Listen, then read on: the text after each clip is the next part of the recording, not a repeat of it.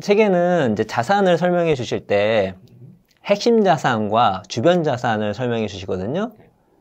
더불어서 시스템 자산까지 이렇게 나와요. 그래서 요것들 한번 설명해 주시면 되게 고맙겠습니다. 저희가 자산 투자를 할 때 핵심 자산, 원래는 이제 뭐 이렇게 투자 방식 중에 그 핵심 위성이라고 그래서 원래 코어 세틀라이트라고 해가지고 그런 투자 방식들이 있는데 그걸 조금 응용해서 제가 안에서 설명을 한 건데요. 핵심 자산은 쉽게 말씀드려서 내가 가지고 있는 자산 중에서 가장 비중이 크고 중요한 자산이 될 거고요. 그 다음에 주변 자산들은 그 외의 것들. 예를 들어서 내가 뭐 아파트를 한 채 가지고 있다. 전 재산 중에서 뭐 10억이 있는데 8억짜리 아파트를 하나 가지고 있고 나머지 2억은 뭐 1억은 주식, 1억은 비트코인 뭐 이렇게 들고 있다. 그럼 뭐냐면 이 부동산, 아파트는 내 핵심 자산이 될 거고 그 다음에 주식이나 코인 같은 경우에는 주변 자산이 되는 건데 이런 식으로 핵심 자산하고 주변 자산을 구성하고 나면 투자 방법이 좀 달라집니다. 내가 똑같은 주식 투자를 하더라도 내가 그 주식이 핵심 자산이냐 주변 자산이냐 따라 가지고 투자에 대한 목적도 달라지고 같은 주식이지만 그러니까 똑같은 주식 투자를 하더라도 핵심 자산으로 두고 투자를 할 때는 아무래도 좀 안정적으로 좀 안전한 종목, 그 다음에 소위 우리가 알고 있는 뭐 우량주, 블루칩에 투자를 할 거고요. 주변 자산으로 투자를 할 때는 조금 모험을 해볼 수 있는 거죠.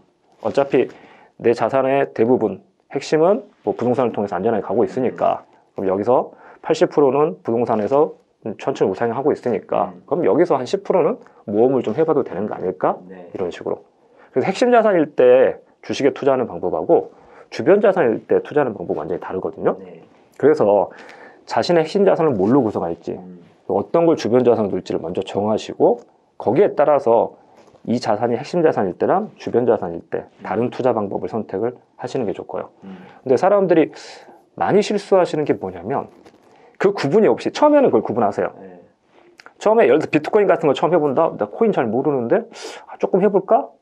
그때는 이제 우리가 알고 있는 주변 자산이기 때문에 조금 해볼까 자체가 주변 자산 생각하고 그렇죠. 있는 거죠. 주변 자산을 여기가 조금 넣어봤는데 문제는 이게 잘 돼버린다고요. 잘 되는 게 문제야. 이게 떨어지면 그냥 뭐 조금 해봐서 공부해봤다. 안 되는구나. 문제는 투자했더니 이게 50% 올라버린 거예요. 그러면 일단 드는 생각은 뭐냐면 50% 오르는 게 기분이 좋은 게 아니라 내가 왜 그것만 투자했을까? 그렇지. 조금 더 투자를 했으면 100만 원 투자해서 50만 원 벌었는데 1000만 원 투자했으면 500 벌었던 거 아니야.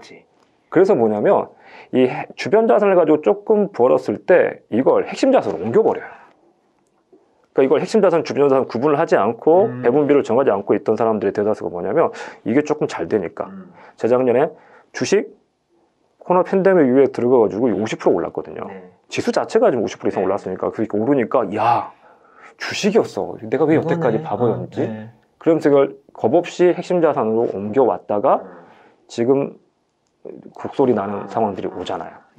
그래서 내가 핵심 자산에 뭘 담을지 주변 자산에 뭘 담을지 좀 구분을 하셔야 되고 거기에 대해서 아까 자산 배분 하듯이 핵심 자산과 주변 자산을 구분해서 접근하셨으면 좋겠고 그래서 저는 이제 제가 핵심 자산으로 담고 있는 것 중에 하나는 저는 이제 그것도 이제 시스템 자산이라고 저는 또 부르는데 이 시스템 자산이란 건 뭐냐면 우리가 어떤 자산에 투자를 할 때는 그 수익을 얻는 방식이 두 가지가 있습니다. 하나는 뭐냐면 가격 상승을 노리는 거고요.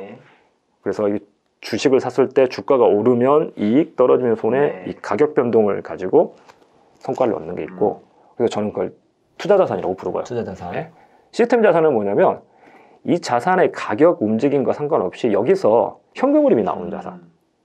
그러니까 제가 이거 시스템 수익이라고 그러는데 꼬박꼬박 내가 뭘 하지 않더라도 이걸 사놓으면 여기서 나한테 한 달에 얼마씩, 1년에 얼마씩 꼬박꼬박 수익이 나와. 그걸 저는 시스템 수익을 만들어내는 시스템 자산이라고 부르고 저는 이걸 키우는 게 제 목적이거든요. 기본적으로. 그래서 우리가 투자를 할 때도 예를 들어서 부동산에 투자를 하실 때도요. 부동산을 내가 아파트를 사는데 전세를 끼고 샀다. 전세를 끼고 산다는 건 사실 전세를 주면 나한테 들어오는 현금으로는 없거든요.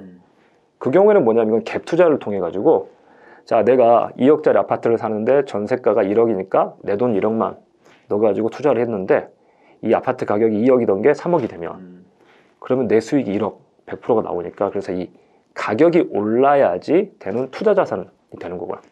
반면에 내가 아파트를 샀는데 전세를 주는 게 아니라 월세를 주면 그러면 이 아파트를 가지고 있으면 한 달에 월세가 100만 원이다? 한 달에 100만 원씩 나한테 꼬박꼬박 현금 흐름을 가져다주는 시스템 자산이 되는 거죠. 네.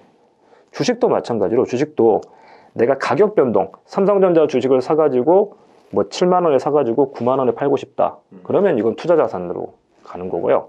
근데 삼성전자 주식을 산 이유가 가격을 노리는 게 아니라 가격 상승을 노리는 게 아니라 배당을 가지고. 네. 실제로 삼성전자는 배당주로 되게 나쁘지 않은 주식, 괜찮은 주식이거든요. 1년에 4번 배당을 해주고. 네. 우리나라는 좀 드문 네. 했었죠. 네. 분기 배당을 해주는 데다가 배당률도 가만히 보면 은행 이자율보다 훨씬 높습니다. 그래서 나는 삼성전자 사가지고 거기서 나오는 1년에 3, 4% 배당을 나는 받을 거야. 그러면 이건 시스템 자산이 되는 거죠. 그래서 저는 이제 제가 개인적인 목표가 예전에 설정했던 개인적인 목표가 부자의 기준이 뭐냐 이걸 가지고 고민을 했었거든요. 네. 그러니까 부자의 기준을 내 자산 가격, 내가 가진 재산의 가격을 늘리는 거, 그래서 10억 만드는 거, 20억 만드는 거, 30억 만드는 거, 이걸 대부분 이제 우리가 부자의 기준으로 잡고 그걸 목표로 하는데 그러다 보니 끝이 없는 것 같아요.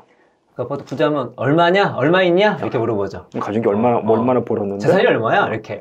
그래서 나 30억 있어. 그럼 옆에, 야, 나는 40억. 그러면, 난 아직 가난하네. 예. 그럼 50억 벌었는데, 50억 벌었더니, 저기 나갔더니, 뭐, 100억 가진 사람들 모이면 또, 내가 제일 가난하네? 막 이렇게 되고. 그래서, 그렇게 해서 계속 가다 보면 항상 우리 동네에서 우리 집이 제일 가난한. 계속해서 돈을 벌면 더 부자 동네로 옮겨가다 보니까, 아빠 왜 우리 집은 우리 동네에서 항상 제일 가난해? 막 이렇게 될 수 있거든요. 그래서, 근데 이게 무슨 다람쥐 쳇바퀴 돌리도 끝이 없는 것 같은데, 언제까지 벌어야 되고, 어디까지 벌어야 되는 거지?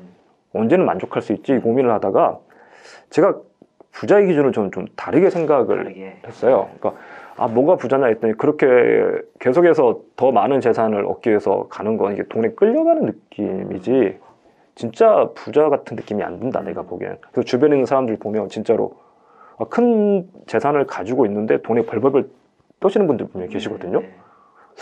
별로 부자 같아 보이지 않아요. 재산의 크기랑 상관없이.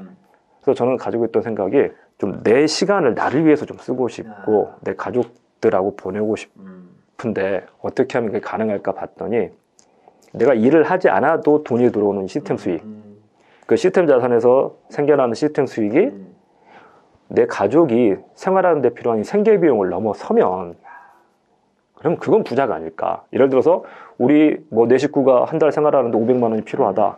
근데 내가 예를 들어서 월세로 500 이상이 들어온다. 그러면 굳이 뭐 다른 일을 하거나 다른 돈벌이를 위해서 내 시간을 쓰지 않더라도 일단 생활이 된다는 거니까. 그러고 나면 나는 뭐 당장에 돈이 안 되더라도 미래를 보고 뭔가 의미 있는 일들을 좀 할 수 있지 않을까 싶어서.